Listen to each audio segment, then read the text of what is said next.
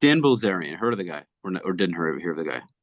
Dan Bilzerian, which Bilzer. one is he? Oh, is that noxious anti-Israel dude with the mullet Yep. and Yep. the yeah, okay.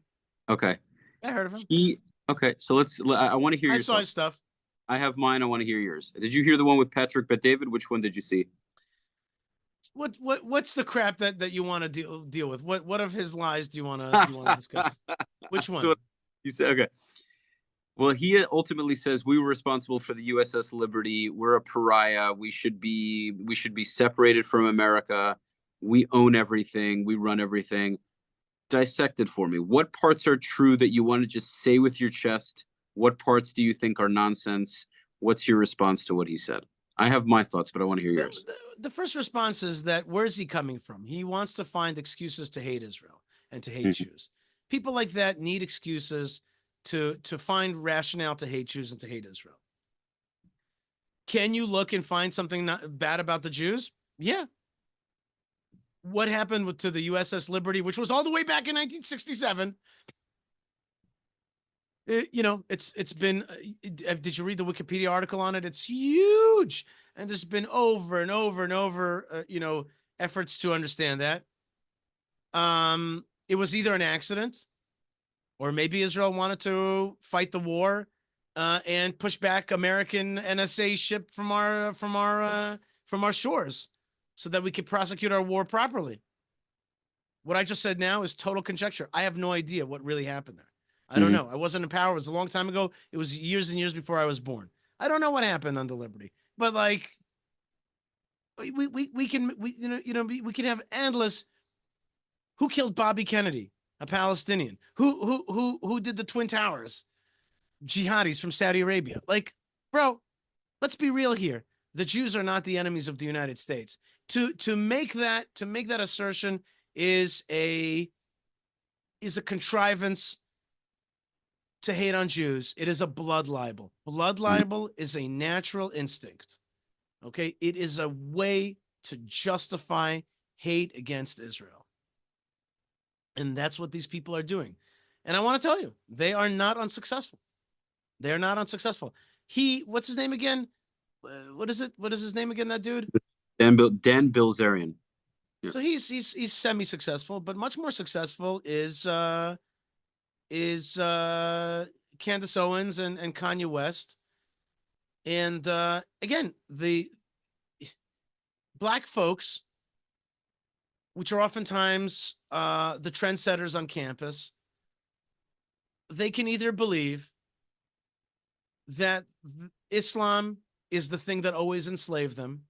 What the ships that came to capture blacks in Africa were always Muslim Arabs who came and raided these countries and collected slaves and then sold them around the world, and that the Jewish people are about liberation from slavery, and that the yearning for Zion and the yearning for a relationship with God is something that we share, and that we share the idea of liberation from slavery, and that God gave the Jewish people the Torah, and that their religion is based on Judaism, and that we have a civilization built on the Bible, and that we have something together forever, and that they should support Israel. And Martin Luther King supported Israel. They could either see it that way, or they could see that the Jews own everything.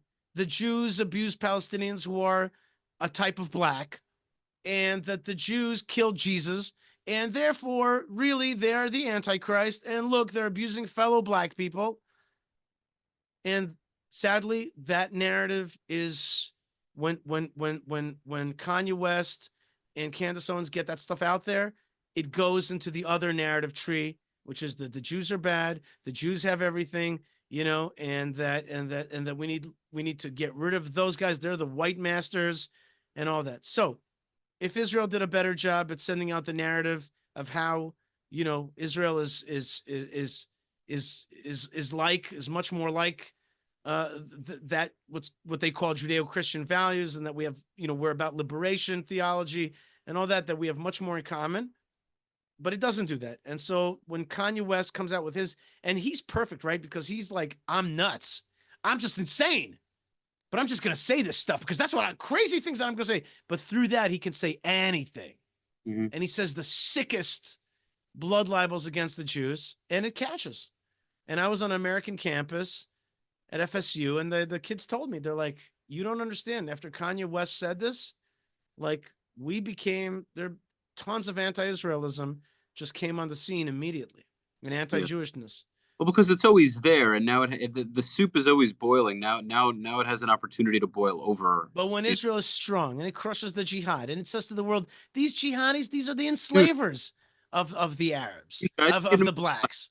it with myself. I know that I have come across many situations where I interacted with not with someone who wasn't Jewish that didn't like Israel, but he respected me because I was so forthcoming that he just didn't say he didn't say Forthright. forthright. Yeah. And so he didn't have a choice to respect me for it. And he, as a result, was more open to hearing what I had to say. But if I just cowered whenever he said something and I was like, you're right, I don't like it. Then he, and you know what this is? You know what this is? This is more, not that we don't have very strong Ashkenazi Jews in the West Bank like ourselves, but this is much more of an Ashkenazi thing. And I don't care how this sounds, in my opinion, and it's less of a Mizrahi issue. This is what I think. We can disagree. Look, some of the it really depends. Like, I come from the tradition.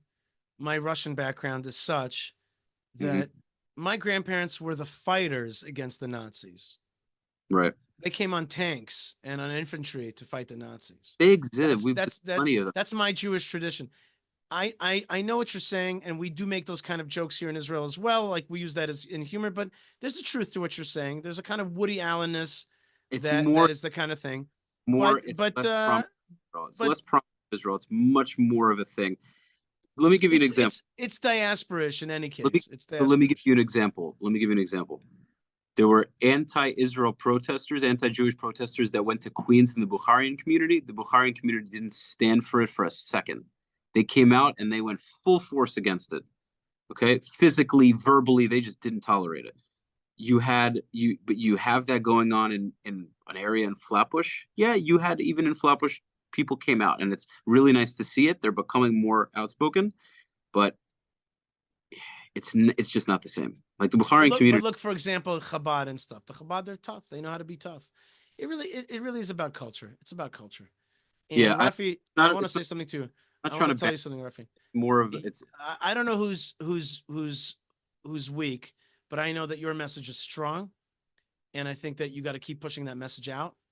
I agree with you. Let me agree with you that having a more Middle Eastern side to you is helpful.